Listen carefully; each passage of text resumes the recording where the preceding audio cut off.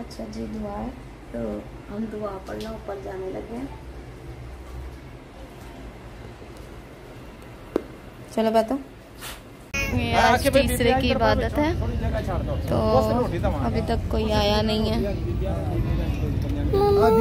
सब बैठे हुए हैं, अभी तक कोई आया नहीं है। तो फादर जा चुका है, तो थोड़ी देर तक आएगा फादर।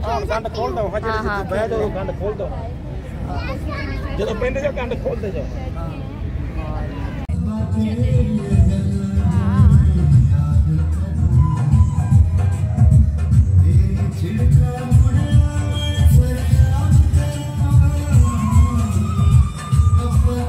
आपके घर में बहुत से मकान हैं, अगर ना होते तो मैं तुमसे कह देता, क्योंकि मैं तुम्हारे लिए जगह तैयार करने जाता हूँ, और जब मैं जाकर तुम्हारे लिए जगह तैयार करूँगा तो फिर आऊँगा और तुम्हें अपने साथ ले लूँगा। और उसे अदालत शहर को ले गया, और चूंकि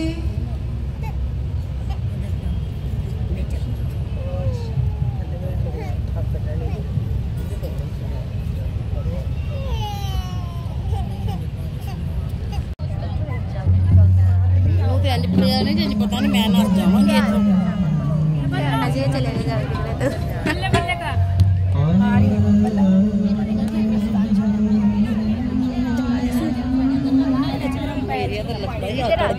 सही है।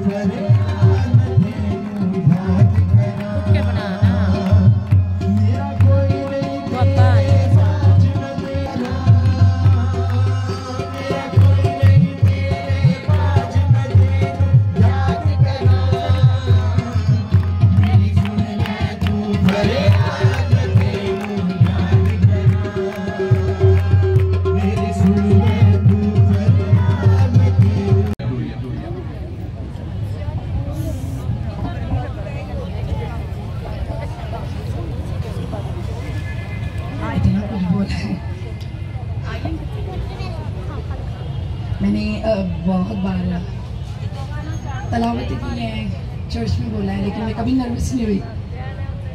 मुझे समझ नहीं आया मैं बोल पाऊंगी या नहीं। बट सबसे ज़्यादा मुश्किल अपने बाप की है।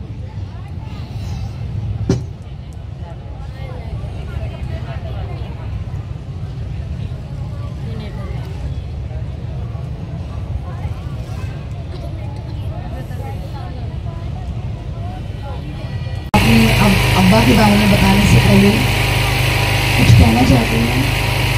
अब्बा अभी वक्त नहीं था जाने का, अब्बा अभी वक्त नहीं था जाने का, आपने जल्दी कर दी जाने में। और मैं एक और आप सबको रिक्वेस्ट करना चाहूँगी, अपने बाप के साथ बैठा करो, क्योंकि मुझे जाना पड़ता है अपने साथ। अपने बाप के साथ बैठा करो, कि मुझे उनसे मिलने के लिए कब्रिस्तान जाना पड़ता है।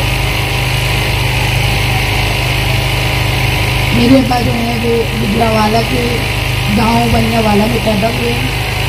उनके 3 भाई थे, 2 बहनें थी।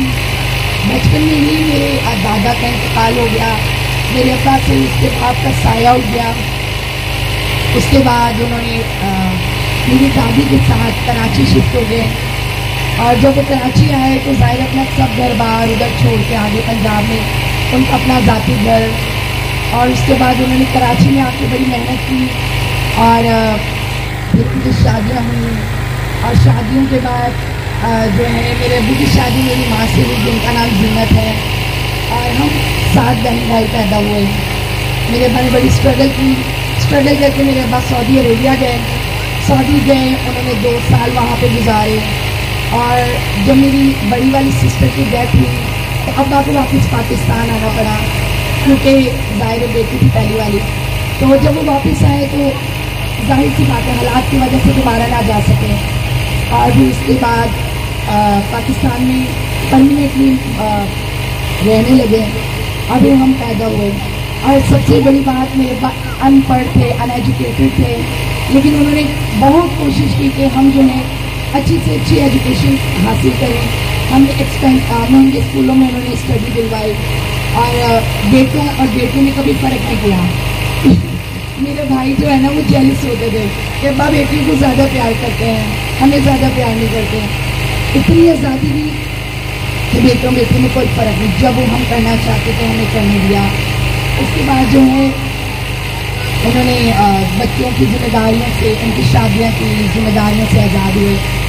और फिर शादियाँ करने के बाद जो है उन्होंने सबकी शादियाँ की, फिर वो नाना बने, दादा बने। और मेरे अब्बा की बड़ी सबसे बड़ी अच्छी क्वालिटी है, यहाँ पे जितने भी लोग बैठे हैं शायद वो इस बात को 100% एग्री करेंगे कि मेरे अब्बा बड़े बड़े दिल के मालिक थे। उनके पास हमेशा मदद करने के लिए रेडी रहते थे। और जो उनकी अपनी बहनें हैं वो तो हैं। उसके बाद हर जगह मेरे अब्बा की बहनें थी। मुझे इतनी खुशी होती थी कि हम जहाँ भी जाते थे तो हमें पता चल ये भी हमारी फुप्पो है, वो भी हमारी फुप्पो है। बहन बनाने में, भाई बनाने में बिल्कुल पीछे नहीं उठते थे। बहुत एक मेरी फुप्पो थी ये बैठी है। उसके बाद जो है उन्होंने हाँ सबसे इम्पोर्टेंट बात कि हमारे घर में अगर कोई आ जाता था ना, चाय पीने के बगैर, खाना खाने के बगैर उन्होंने जाने नहीं देना। बैठ जाओ, चाय आंडी है, बैठ जाओ, चाय आंडी है। तो ये करते रहते थे कि खाना कोई बगैर खाए खाना हमारे घर से ना जाए। और मेरी शादी हो गई, मैं मुल्क से बाहर चली गई। मैं वहीं जो अपने बहन भाइयों में से थी जो दूर रहती थी। मैं हर दिन अपने घर में कॉल जरूर करती हूँ, दुनिया के किसी कोने में भी हूँ। मैं पूछती हूँ मेरा अब्बा सही है, यहाँ सही है, पूरे घर वाले सही, मुझे तसल्ली हो जाती है, सारे सही है। अभी जिस दिन ये मेरे अब्बा का हार्ट अटैक हुआ, मैं पाकिस्तान के 5:30 बजे बात करी थी उनसे, तो वीडियो कॉल पे बात करी थी। तो जैसे होता है ना बचपन में हमें माँ बाप कहते थे अच्छा क्या खाना है, क्या करना है, सही हो, ठीक हो। मैं जैसे जैसे मुझे लग रहा था मैं बड़ी हो रही, मुझे अपने अब्बा को ऐसे करने में अच्छा लगता था। अब्बा कुछ चाहिए, अब्बा क्या खाना है, अब्बा ये करोगे वो। तो उस दिन भी 5:30 बजे के करीब मैंने वीडियो कॉल की, तो वो बैठे हुए थे, कह रहे मेरा दिल घबरा रहा है। तो मैंने कहा जूस पियो। मुझे लगा क्योंकि मैं वेदर चेक करती रहती हूँ कराची पाकिस्तान का, मुझे लगा बहुत ज़्यादा गर्मी है और इसलिए उनका दिल घबरा रहा है। तो मैं बात करी आप जाके नहाओ, आपने जूस पी लो, शायद आपको गर्मी लग रही है। लेकिन ना हमें कसम से हमें कोई आइडिया नहीं था। अगर मुझे आइडिया होता मैं दुनिया कर देती अपने बाप को बचाने के लिए। तो फिर वो जूस वूस पीने लगे सब है। तो फिर मेरी अम्मी को भी मैंने कहा डॉक्टर के पास ले जाए। तो वो जैसे ऐसे ही जाते हैं सब डॉक्टर के पास, वो भी चले गए डॉक्टर के पास। और जब वहाँ पे गए डॉक्टर ने देखा, उन्होंने कहा उनका जो गला है ना शायद बहुत जकड़ा हुआ है, तो उनके गले के लिए ना हम दवाइयाँ देते हैं। तो वो डिस्चार्ज करने लगे, मेरी अम्मी को दवाइयाँ दी। और पीछे से मेरी अम्मी का जैसे मैं डॉक्टर से बात कर रही थी तो वो ना कोई नर्स आ गया, तो नर्स ने कहा कि कोई पेशेंट दे दिया है। तो मेरी अम्मी को ये बिल्कुल आइडिया नहीं हुआ कि वो मेरे अब्बा थे जो गिर गए थे उसी वक्त वहाँ हॉस्पिटल में। और वो जो है जैसे ही हॉस्पिटल में गिरे तो डॉक्टर ने कहा कि पेशेंट की हालत बड़ी सीरियस हो गई है, तो हमें इनको जो है वो ऑक्सीजन वगैरह लगाना पड़ेगा। तो उसके बाद जो है ऑक्सीजन का अरेंज करने लगे। मेरी अम्मी घर से जल्दी नहीं फ़ोन में लेके गई, तो घर पे बताने के लिए आई। और इत्तेफाक से मैं उस वक्त भी वीडियो कॉल पे थी। तो फिर ये सारे गए और उन्होंने पूरे घर बहन भाई चले गए, मैं स्टिल वीडियो कॉल पे थी। मैं अपने बाप को वीडियो कॉल में देख रही थी और मैंने देखती थी उन्होंने चीख मारी है और मुझे लगे अभी भी सब नॉर्मल है। और फिर उसके बाद वो नॉर्मल हो गए और कहते मुझे वॉशरूम जाना है। और मैं एक सच बात बताऊँ, मैंने अपने बाप की दुआ नहीं मांगी क्योंकि मुझे पता ही नहीं था कितना बड़ा कुछ हो जाएगा। मुझे लगा ऐसे ही हुआ है और ये सब, मैंने एक दुआ भी नहीं मांगी और मैं बस देखती रही कि क्या हो रहा है और ये वो सही हो जाएगा। मैं अरेंजमेंट करने लगी। उन्होंने कहा चेक इस हॉस्पिटल से इनको दूसरे हॉस्पिटल लेके जाओ। उससे थोड़ा सा मैं घबरा गई कि शायद कुछ हो सकता है। यास्मीन ने मुझे कहा नहीं नहीं कुछ नहीं, हम मेंटेन करेंगे। मेरी बहन नर्स है, मुझे लगा वो नर्स है वो कर लेगी कुछ, वो भी नहीं बचा लेगी। राइट, उनको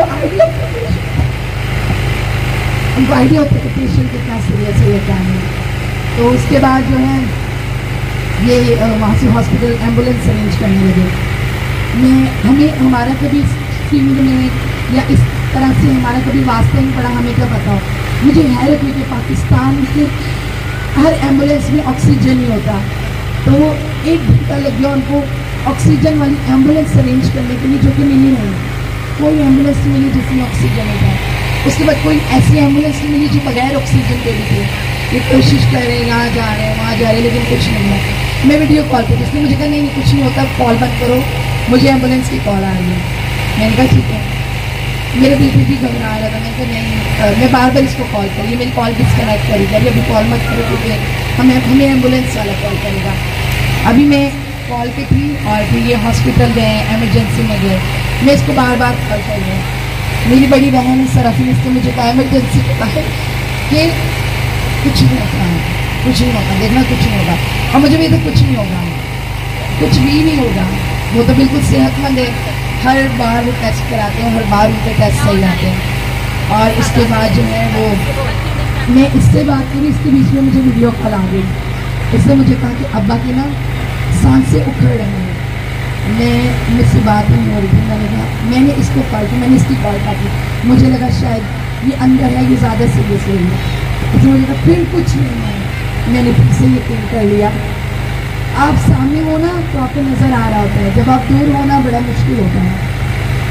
फिर इसने मुझे कहा, वीडियो कॉल से कहा अब्बा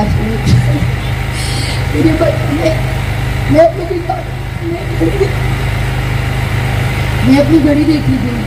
मेरे कनाडा के 12:30 बजे हुए थे। मैं उस 12:30 से मैंने 1:30 कनाडा के टाइम देखा, 1.5 घंटे में यार मेरे पास चले थे। मुझे पता ही नहीं चला, जान इतनी इजीली चली जाती है। मैंने एक बार अपने ताया को देखा था, पूरी रात लग गई, उनकी तबीयत खराब थी। मेरे अब्बा 1 घंटे में चले गए। मैं अपने किताब से भी रोक तो आ गई थी। मैं बड़ी बदनसीब पे थी, मैंने अपने बाप के लिए दुआ नहीं की। शायद मैं दुआ करती तो बच जाता मेरा बाप, शायद मैं मांगती तो मुझे मिलता था। मेरे अब्बा इतनी जल्दी चले गए। और मैं शायद बहुत सारे लोगों को नहीं पता था, मैं 1 महीना पहले यहाँ पे आई थी पाकिस्तान में, मैं उनके साथ रहती हुई।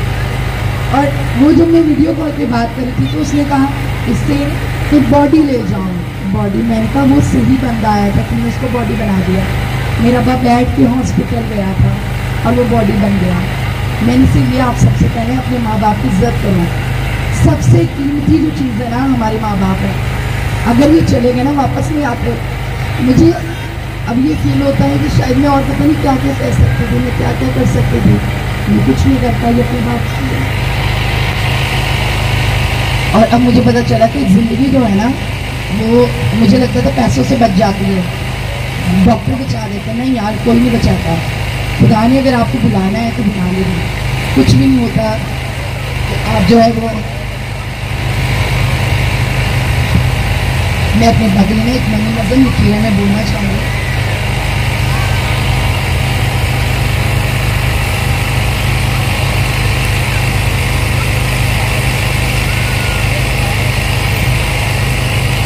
तेरे बिन जीना इस दिल को सिखाऊं कैसे, तो दिल शिकस्ता तुझे वापस लाऊं कैसे।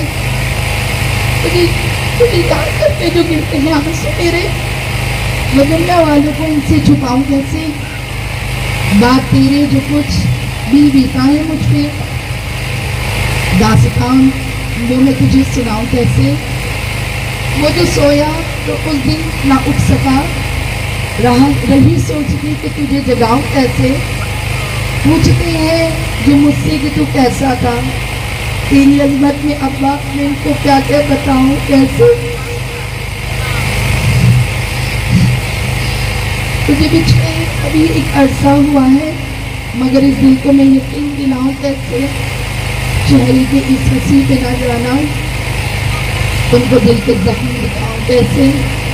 तेरे होने से मेरी होनी ठीक है। अब हूँ परेशान, अपने आप को हंसाऊं कैसे, तुझे मैं अब वापिस बुलाऊं कैसे।